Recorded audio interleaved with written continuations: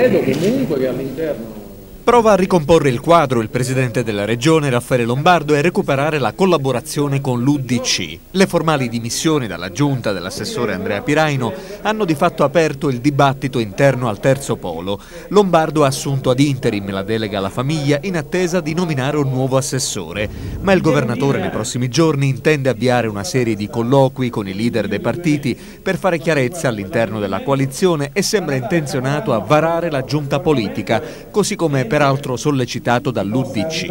A meno di cambiamenti, lunedì dovrebbe incontrare il vice coordinatore nazionale dello scudo crociato Giampiero D'Alia, che nel frattempo smentisce qualsiasi contatto col PDL.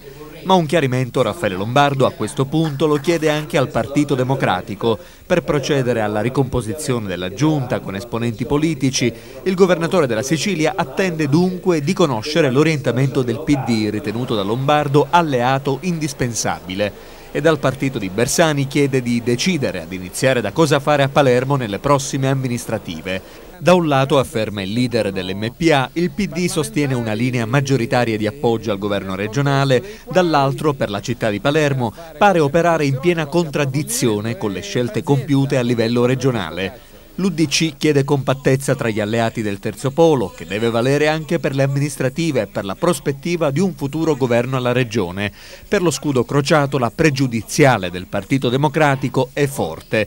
Al tavolo del terzo polo, sostiene Giampiero D'Alia, non si può chiedere di fare partecipare l'UDC alle primarie del Partito Democratico.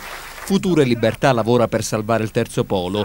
Per il coordinatore regionale Carmelo Briguglio, in Sicilia non può permettersi una rottura e rivolge un appello ai centristi. FLI intende esercitare una funzione di coesione del terzo polo, MPA incluso. L'obiettivo è riportare l'UDC in giunta.